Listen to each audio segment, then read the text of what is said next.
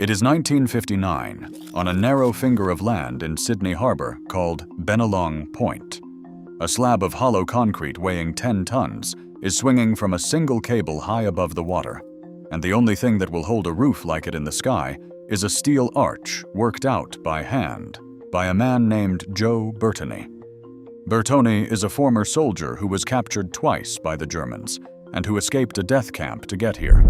And for months, he has filled notebook after notebook with more than 30,000 equations, every one of them done in pencil, because if a single figure is wrong by more than half of 1 inch, the white shells of the Sydney Opera House will never meet in the air. They will come down, and the men working beneath them will have nowhere to run. This is the story of the machine that built the Sydney Opera House. The shells were the problem. From the moment the design was chosen, no engineer on Earth knew how to build them, and the man who had drawn them had never put up anything close to this size. To see how a set of sails on a sketch became the hardest construction job of its century, we have to go back to a competition and to a Danish architect almost nobody in Australia had heard of. Bennelong Point itself already carried a long history. It takes its name from an Aboriginal man of the Eora people who lived on that shore when the first British ships arrived. And for generations, the point had held a fort, and then a depot where the city's trams were turned around. By the middle of the century, Sydney had decided it wanted something grander there. It wanted a home for music worthy of a great harbor city, and it was willing to hold a worldwide contest to find the design. In 1957, the government of New South Wales opened that competition to architects everywhere. 233 designs arrived from 32 countries. One of them, entry number 218, was a loose set of drawings that barely explained how the building would even stand up, and early in the judging it had already been set aside in the pile of rejects. Then the fourth judge arrived. Eero Saarinen was a celebrated architect in his own right, and when he went back through the discarded entries, he pulled number 218 out and told the others they had almost thrown away the winner. The story is told so often now that it carries the shine of a legend, and at least one account says another judge admired the design first. But the outcome is not in doubt. The commission went to a 38-year-old Dane named Jørn Utzon, a man who had designed mostly houses and who had sketched a roof that looked like sails or shells or the wings of a bird, and that no one yet knew how to turn into concrete. For Utzon, winning was the achievement of a lifetime, and it uprooted his whole world. He moved his young family from Denmark to the other side of the planet to see the building through, trusting that the details he had left unresolved on paper could be solved once the work began. What he had promised, though, was something that had never been built. A drawing can float on the page for as long as it likes, but concrete has to answer to gravity, and somewhere between the beautiful sketch and the harbor front, someone was going to have to make those sails obey the laws of physics. Utzon needed an engineer who could do the impossible, and he found one in a firm led by Ove Arup, a British engineer of Danish heritage who loved architecture almost as much as he loved mathematics. Arup put his best people onto the shells. Among them was a mathematician named Ronald Jenkins, who led the first attempts to calculate the curves, a young engineer named Jack Zunz, and a little later, a brilliant designer named Peter Rice, who would go on to help build the Pompidou Center in Paris and the Glass Pyramid at the Louvre. These were some of the finest structural minds alive. For the next several years, these were the men who tried to make Utzon's sails stand up. And for the next several years, they failed. That refusal of the shells to stand is the heart of this whole story. So if this is the kind of history you want more of, where the machines matter as much as the monument, subscribe and stay with us, because the trouble here was only beginning. The trouble was that the building had already begun. A premier named Joe Cahill had championed the Opera House, and he understood something about politics. He knew that if the project stayed on paper while the engineers argued, it would never be built at all. So in the spring of 1959, Cahill ordered construction to start on the podium, the great platform that would carry the whole building, even though the roof above it had not yet been designed. He wanted the work too far along to cancel. 7 months later, he was dead, and from what those close to him described, one of his last concerns was this building. He is said to have told his Minister for Public Works never to let the Opera House fail. Cahill got his wish. The work could not be undone. But by forcing the start, he also planted a flaw that would cost years. The first surprise came from the ground itself. The competition documents had assumed that Bennelong Point was solid sandstone, the same hard rock that sits under most of Sydney. It was not. Under the old tram depot lay a great deal of soft, waterlogged fill, and before a single wall could rise, the crews had to sink hundreds of concrete piers down to firm ground.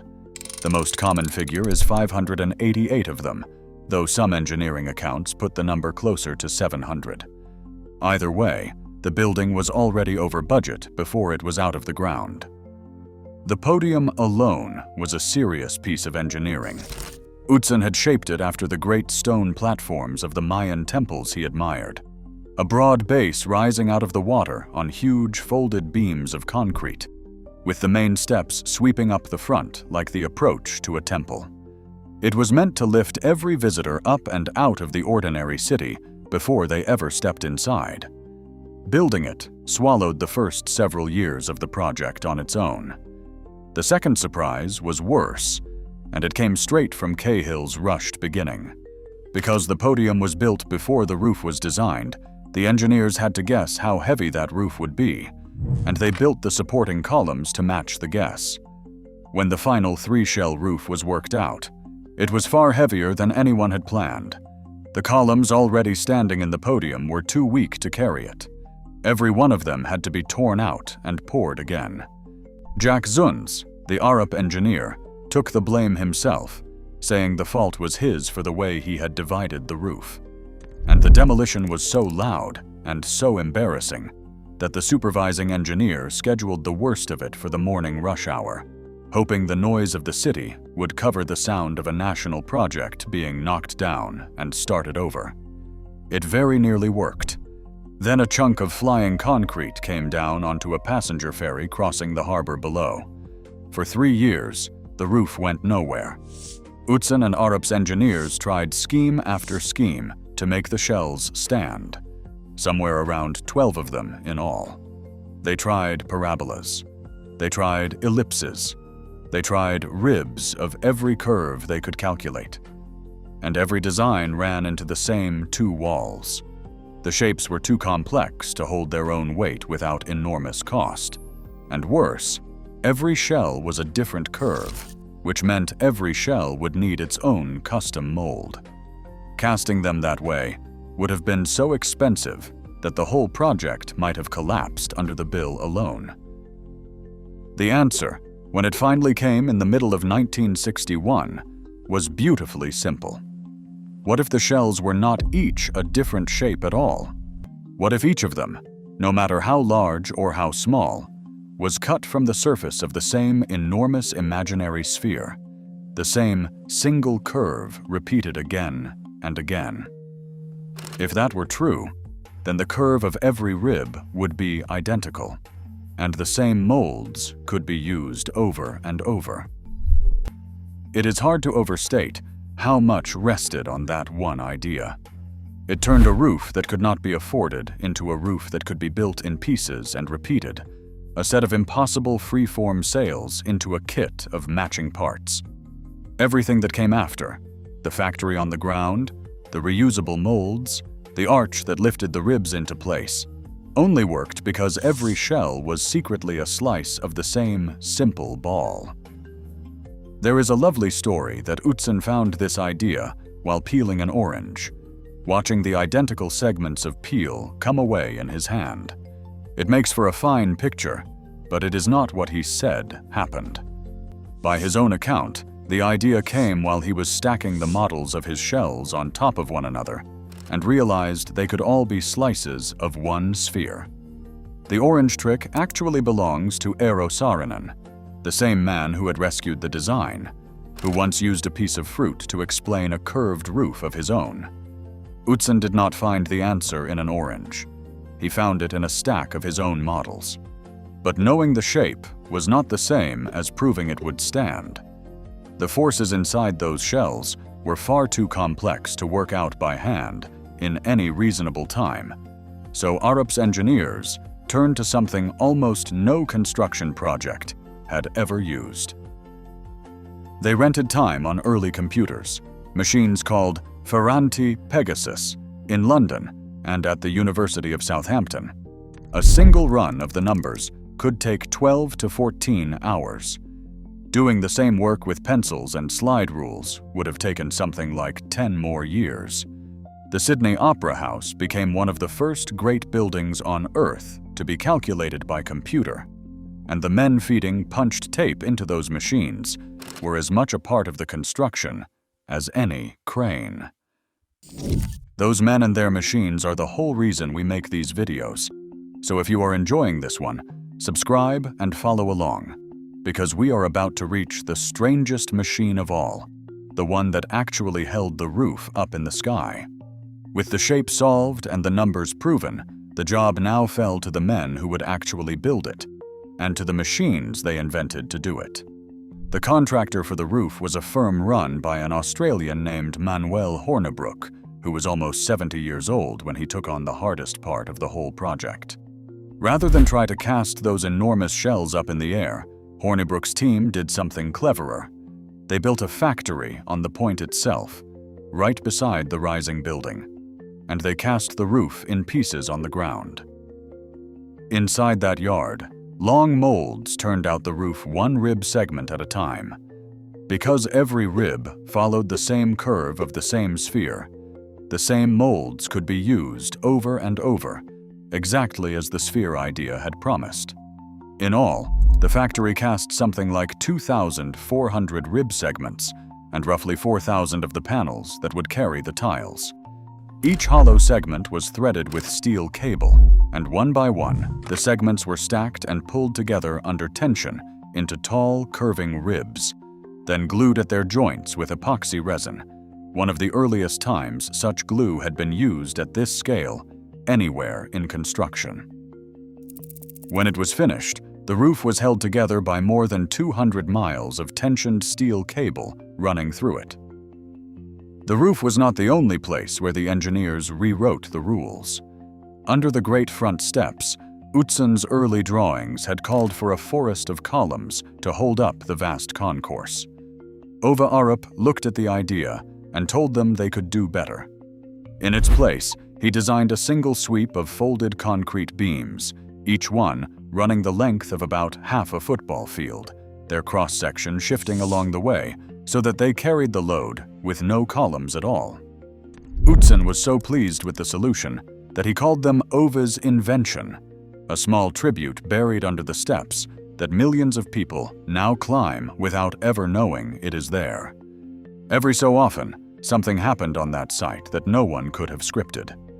In 1960, before the shells had even begun to rise, the great American singer Paul Robeson climbed the workers' scaffolding on his lunch break and sang to the men as they ate. He became the first person ever to perform at the Sydney Opera House, more than a decade before it had a stage, or a roof, or a single seat. But there was still the problem from the very start of this story.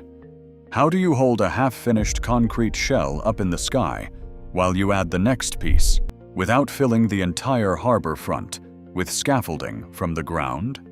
The answer was the machine drawn by Joe Bertony, the former soldier we met at the beginning. Bertony's life reads like something out of a war film. He was born on the island of Corsica, trained as a naval engineer, and during the Second World War, he worked in secret against the Germans until he was caught. He was captured twice, and twice he escaped. One of those escapes from a camp meant to kill him, and he came out of the war decorated for bravery long before he ever reached Australia. What Bertony designed for the opera house was a giant adjustable steel arch, a telescopic truss that could be bolted onto the shells already standing, and then moved and reset to cradle each new rib exactly where it needed to go, while it was lifted and tensioned into place. The arch carried the weight, so the ground did not have to. And because there was no computer on the site to check his work as he drew it, Bertony did the mathematics by hand, more than 30,000 equations, accurate to within half of 1 inch. When his figures were finally run through the only computer in Australia large enough to hold them, the people who tell this story say that not a single error was found.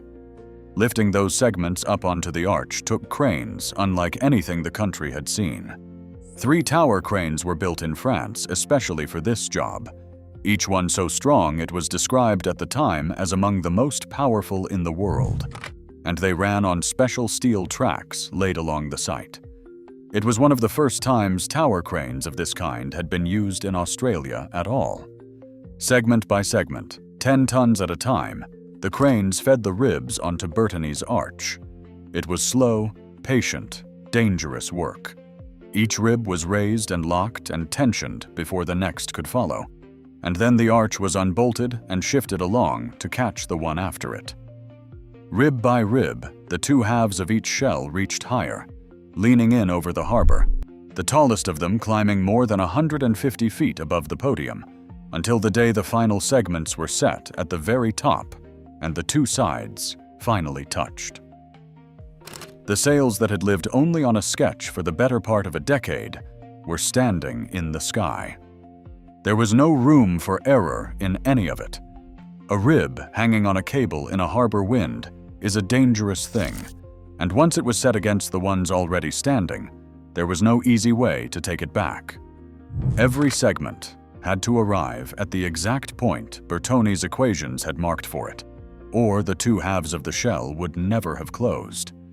That they closed at all, again and again, all the way up and down the building, tells you how good those hand-done numbers really were. That machine, a national landmark held in the air by one man's pencil, is exactly the kind of story this channel exists to tell. So if it is new to you, subscribe and keep watching, because the men who raised this roof were about to go to war with the people paying for it. Building the opera house took 14 years, and over those years around 10,000 workers passed across that site, from as many as 90 different countries. Many of them were migrants who had come to Australia after the Second World War, from Italy, from Yugoslavia, from Holland, from Germany, and they did the dangerous work of the shells and the casting yard. Photographs from the time show men riding the crane hooks hundreds of feet up over the harbor with no harness anywhere in sight. The site needed translators just so the crews could understand one another, and many of the workers lived in caravans parked on the point through the whole job. For a great many of them, this was the job of a lifetime, a building unlike any other on Earth, and they knew it while they were up there. Years later, families would point at the shells on a postcard and say that a father, or a grandfather, had helped raise that roof with his own hands. It was their building too, and most of their names were never even written down. You will sometimes read that 16 men died building the Sydney Opera House. That number is wrong. Those 16 deaths belong to the Sydney Harbour Bridge, built a short distance away a generation earlier, and over the years, the 2 counts have quietly been mixed together.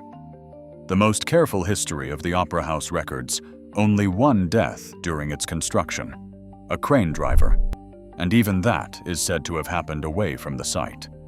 For a building this size, raised this high, with this little in the way of safety equipment, that is a remarkable thing, and it is worth saying plainly rather than dressing it up, because the record here is genuinely uncertain, and the honest answer is the more interesting one.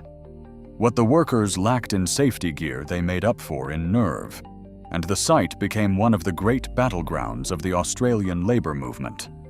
The unions fought over pay, over conditions, over the basic dignities of the job, and their leaders, among them a builder's laborer named Jack Mundy, helped invent an idea that would spread across the world. It was called the Green Ban, a refusal to work that protected not just wages and conditions, but the land and the trees around them.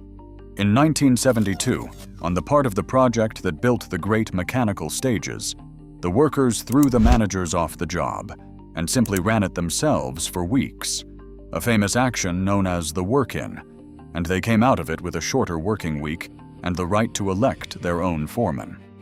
You will sometimes see it claimed that the site suffered 350 separate stoppages in a single year. We could not confirm that figure in any reliable source, so we will not repeat it as fact. What is well recorded is that in the worst stretches, 2 or 3 strikes in a single day were not unusual. While the crews fought below, the roof was finally closing over the harbor, and the shells that no one had known how to build were nearly complete. The impossible part of the Opera House was almost done. And it was at exactly this moment, with the hardest engineering behind them, that the whole project turned against the man who had imagined it.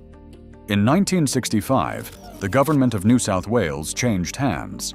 The new premier was Robert Askin, and his new Minister for Public Works was a man named Davis Hughes. Hughes did not care a great deal about architecture. He cared about budgets and about being seen to control them, and he found in Jørn Utzon a perfectionist who refused to cut corners on his own building. The heart of the fight was the inside of the building, and it is worth understanding what Utzon was defending. He did not work like most architects, drawing every detail on paper and handing it down. He designed by building things at full size and standing inside them, changing them by eye until they felt right. For the interiors, the ceilings and the great glass walls, he insisted on building full-scale models first, so he could see with his own eyes whether they worked before they were locked into concrete. To Utzon, this was not a luxury. It was the only honest way to build something no one had built before. The tactics Hughes used against him were simple, and they were cruel. He began to withhold the fees owed to Utzon. Month by month, the money stopped, until Utzon could no longer pay the staff in his own office, could not pay his rent, could not pay for the very models the work depended on. Hughes called those models a waste of money and refused to fund them. It was the final squeeze on a man who had already given the project 9 years of his life. On the 28th of February, 1966, Jørn Utzon walked away from the Sydney Opera House. It is often called a resignation, but that is far too gentle a word. He had been starved off his own building. In April, he left Australia altogether, and he never came back. He did not return for the opening. He never once saw the finished opera house in person for the rest of his life. Utzon later called the whole affair malice in Blunderland. When word got out, the anger was immediate. Architects marched in the streets of Sydney demanding that Utzon be brought back. Among the protesters were some of the most respected names in the country, including the architect Harry Seidler and the writer Patrick White, who would later win the Nobel Prize in Literature.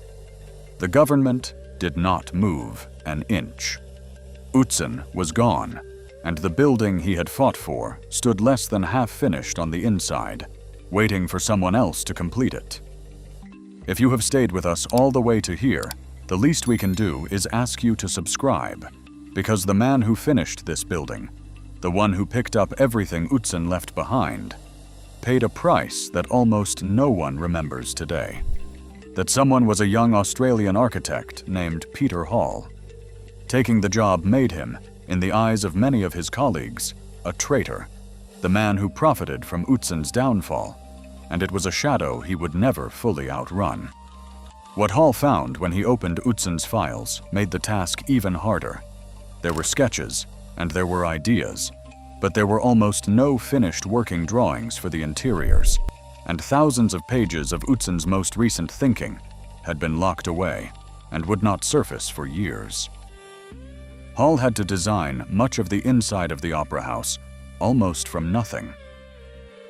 He traveled the world studying concert halls, and then he made a decision that still shapes the building to this day. Utzon had planned the largest hall to serve two purposes at once, both grand opera and orchestral concerts. Hall and the experts he consulted decided that a single hall could not do both jobs well.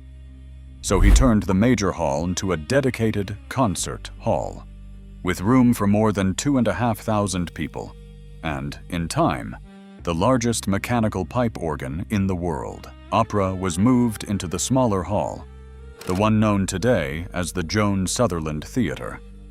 The change came at a cost.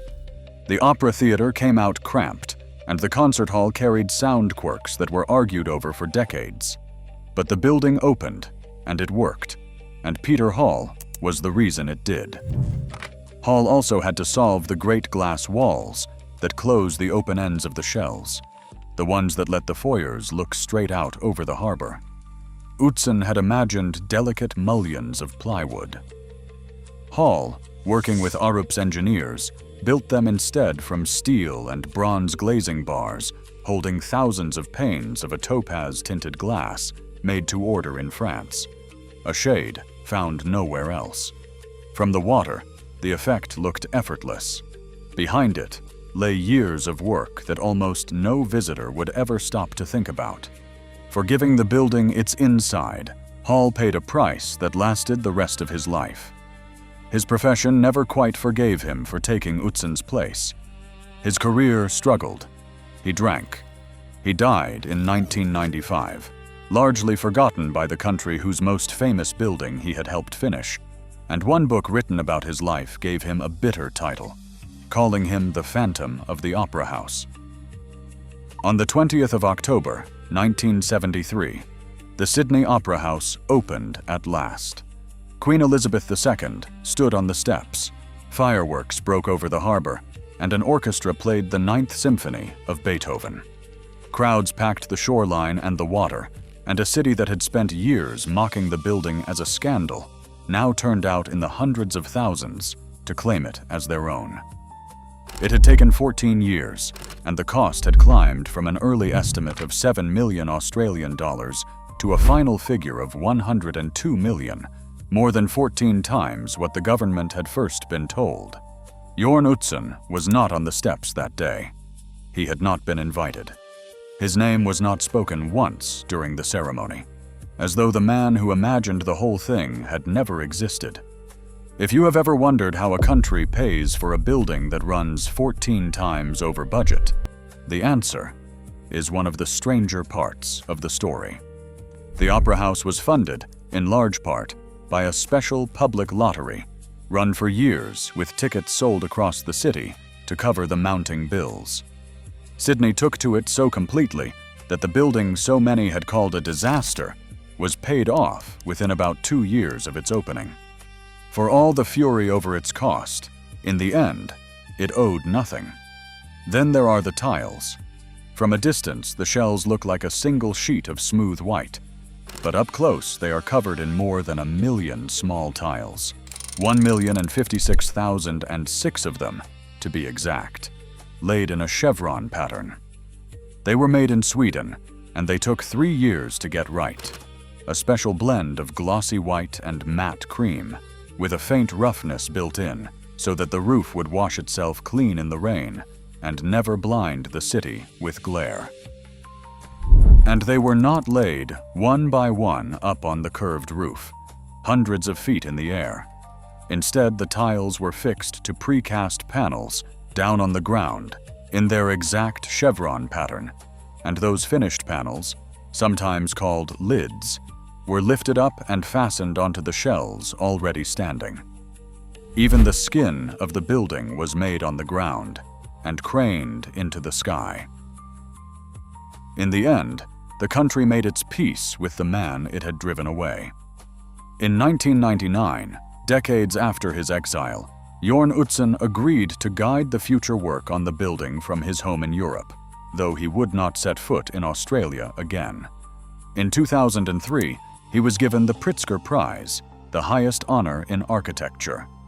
A room inside the Opera House was renamed for him, and in 2007, the Sydney Opera House was added to the World Heritage List, one of the youngest buildings ever placed on it, and one of the very few Letitia, while the person who designed it was still alive. Utzon died the following year, in 2008, having never once seen the finished building with his own eyes. The building he never saw finished changed the way the world thought about what concrete could do. That single idea of cutting every shell from one imaginary ball became a lesson taught to engineers for generations and the architects who came after, the ones who bent glass and steel and stone into shapes that should not stand, often pointed back to those white sails in Sydney Harbor as proof that it could be done. A building that was nearly cancelled a dozen times over grew into one of the most recognized shapes on Earth. Few of the millions who photograph it every year have any idea how close it came to never being built at all. So the next time that roof appears on a screen, remember what is actually holding it up. The sphere and the sails get all the credit, but underneath them sits a factory that cast the roof on the ground.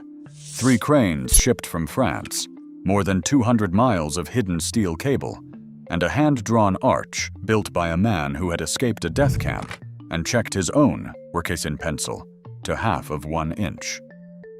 And remember the 2 architects who were kept out of the room when the doors finally opened, the one who drew it and the one who finished it. The building belongs to the whole world now, and the men who actually raised it are still standing in its shadow. If you want the next story like this one, about the Gateway Arch and the single machine that had to climb its own curve to build it, it is waiting for you right here.